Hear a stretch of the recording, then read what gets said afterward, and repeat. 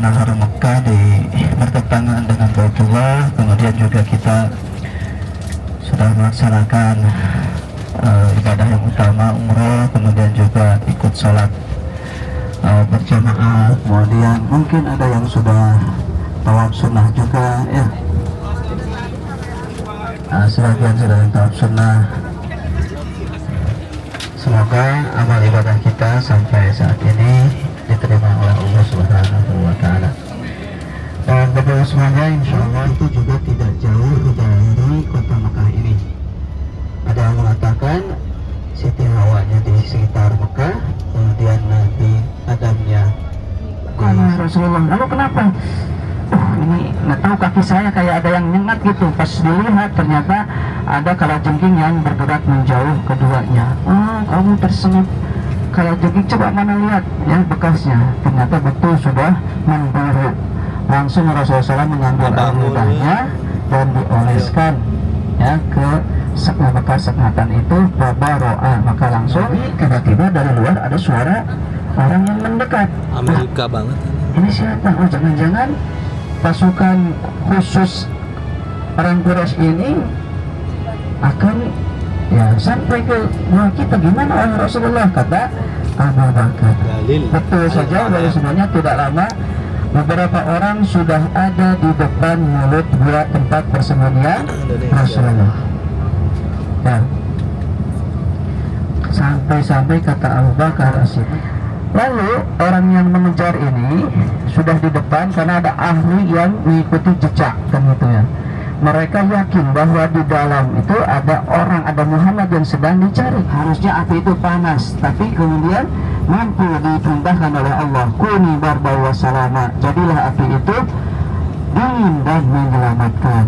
Nah, berarti logika tidak bisa memahami mukjizat.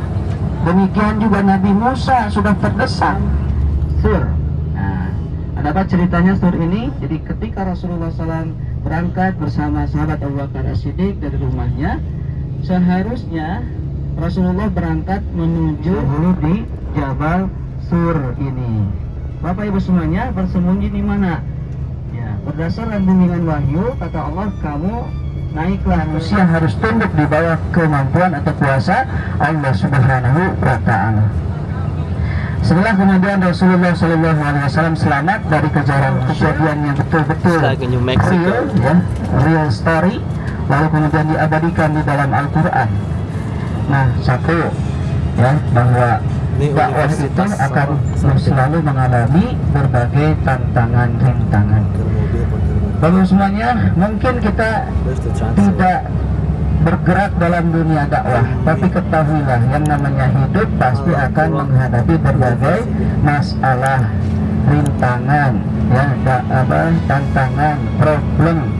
Makanya langsung ke Arafah pada tanggal 9 Dzulhijjah. Dari mulai waktu duha mereka berangkat dan sudah berdatangan ke Arafah untuk melaksanakan satu rukun haji yang paling utama, yaitu wukuf. Kata Rasulullah SAW, al-hajju Arafah. Haji itu, ibadah haji itu adalah melaksanakan wukuf di Arafah. Ya, setibanya waktu zuhur, para jamaah haji melaksanakan ya sholat 2 rakaat zuhur, kemudian disambung atau dijama takdim ashar 2 rakaat, jadi 4 ya, 4 tuh. Ya, Rasulullah juga karena safar ke sini, makanya sholatnya 2 rakaat. Setelah itu kemudian Jabal Rahmah,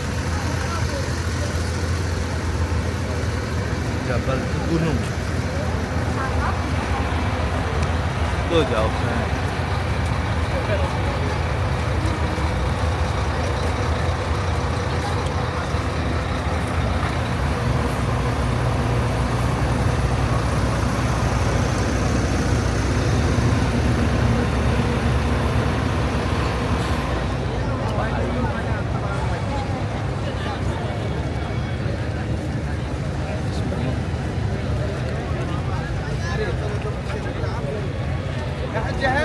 جنب الاتوبيس هنا اهو في الواسع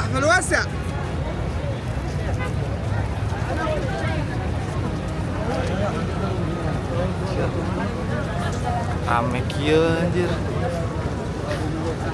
Subhanallah.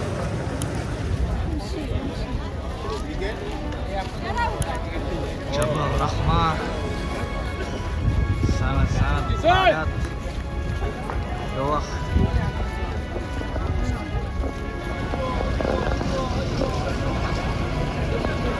Al-Rahmah.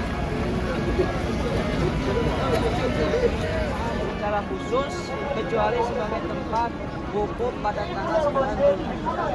Sekarang kita ke sini hanya untuk menambah pengetahuan bahwasan nampak jelas pelaksanaan ibadah haji.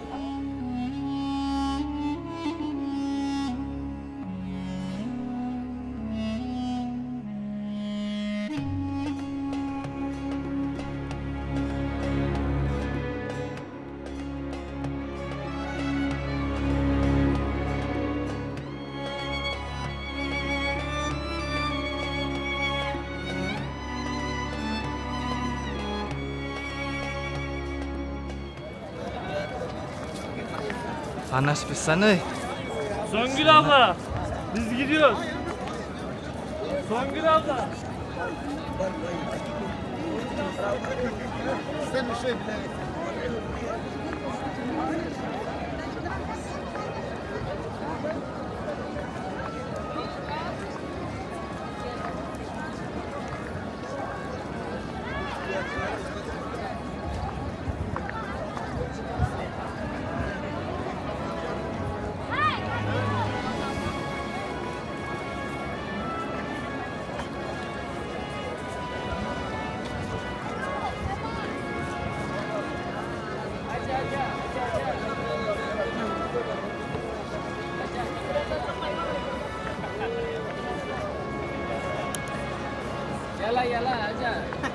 Dari Arafah adalah melakukan i'tiraf, pengakuan atas dosa.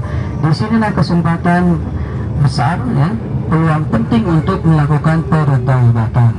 Malah kemudian Allah Subhanahu wa taala ketika melihat manusia yang berkumpul sedang berharap mereka membutuhkan ampunanmu. Lalu Allah merintahkan kepada malaikat, kabarkanlah kepada hamba-hambaku sesungguhnya mereka maghfuran, sesungguhnya mereka telah diampuni. Maka salah satu keutamaan ibadah haji solusi untuk terbatasnya daerah Musdalifah. Jadi nanti ada yang menginap di bangunan. Lagi-lagi kalau nginep di bangunan bayar. Tapi kalau yang reguler nampar di Merauke di atas gunung ini, bukit ini adalah istana raja untuk daerah minat sini.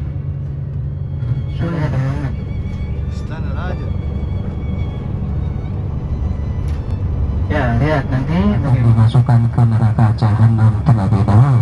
Setelah kemudian dirasakan cukup balasannya, karena ketauhidannya masih tetap ada. Nah, makanya yang sangat diutamakan, mungkin saja orang berbuat dosa tapi tidak boleh berbuat musyrik, karena musyrik yang akan membatalkan la ilaha illallah. Kalau la ilaha illallah yang syahadatnya sudah batal, maka dosa-dosa besar lain tidak ada peluangnya untuk diampuni. Innallaha la yaghfiru an yushraka bihi wa yaghfiru ma